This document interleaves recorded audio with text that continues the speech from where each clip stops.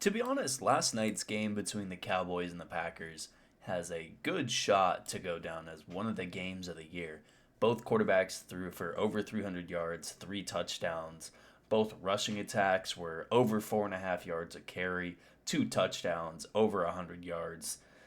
George Pickens of the Dallas Cowboys had probably one of the best games of his career, 8 receptions, 134 yards, and 2 touchdowns. Romeo Dobbs, 6 receptions, 58 yards, and 3 touchdowns for the Packers. We even got a Micah Parsons sack on Dak Prescott, even though it was a sack for 0 yards. It was, in the end, a very not productive play, but I guess a valuable play as it kept Dak Prescott from reaching the end zone in overtime. And these two teams tied. And to be honest, when you look at the box score and you look at how these two teams put up each of their 40 points, it makes sense that this was a tie. Neither of these defenses were able to stop the other team's offense, the rushing game, the passing game. It just was all effective for both teams. Now, if you do want to talk about the Packers, I think if you have to say one of these teams lost last night, I honestly would pick the Packers.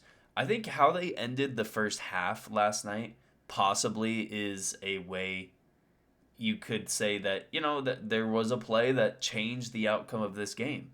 If Matt LaFleur, if the Green Bay Packers, with 41 seconds left to go in the first half while they're up 13-9, if they would have just said, you know what, we're going to take the ball and we're just going to run out the clock. But they don't do that. They throw an incomplete pass on first and second down.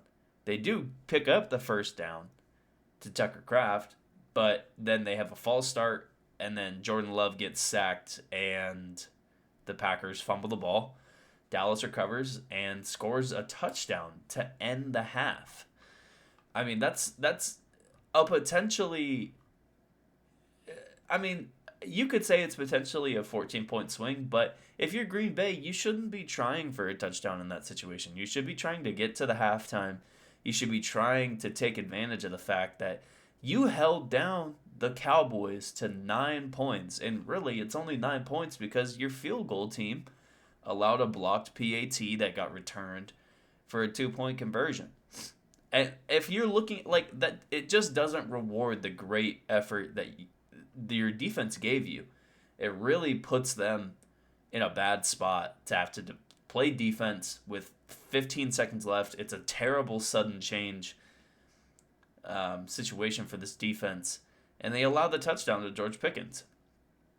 I think that's really a play where you just look at it and you're like, man, the Packers, if they decide to just run the ball out, maybe this game ends a little bit differently. At the same time, you do have to give the Cowboys a lot of credit for how they ended this game. 3 straight touchdown drives. They matched the Packers on every single touchdown. We got 6 straight touchdown drives between the Packers and the Cowboys. And in total, we got 9 straight scoring drives. And there was only 1 drive in that second half that didn't end in points. And so, again, this was probably a play or a game of the year when you look at how it was played by both teams. Again, you could say the Packers, I feel worse about them after this game than I did coming into the game. But at the end of the day, they didn't lose. They're still 2-1-1. The Cowboys are 1-2-1.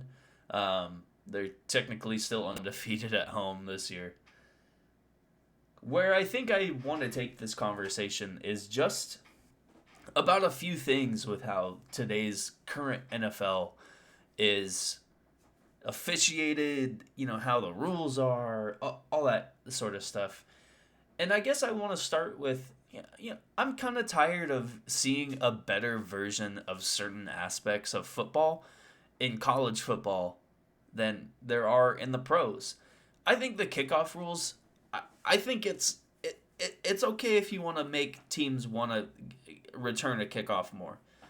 But what we've done is we've put such a disadvantage on the return team in certain aspects, and we put a certain disadvantage on the kicking team in certain aspects. If you're the kicking team, you have to kick the ball to at least the 20-yard line. And if you're the return team, none of your return guys, they're just going to get these knuckleballs every single time because there's no way to defend it. It just seems weird. It seems like right now in the NFL, we have a worse version of the kickoff than college football does. And I just don't like having to say that. And now, where it also brings you to is the overtime rules. Now, I don't think anyone likes the fact that last night's game was a tie. Last night's game should not have ended in a tie. I know we don't want these guys playing until midnight. It already is a late starting game. But look, man, these guys are paid millions and millions of dollars.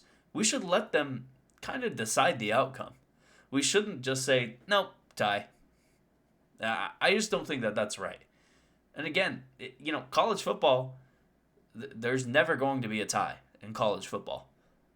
Unless both coaches just say, screw it, I'm done trading 2-point conversions with you. But that's never going to happen.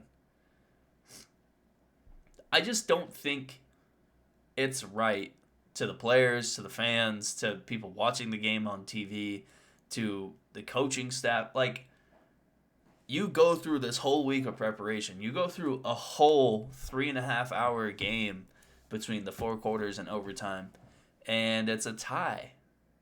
And again, we don't have that in college football. College football, there is always an outcome. There is always a winner. There is always a loser.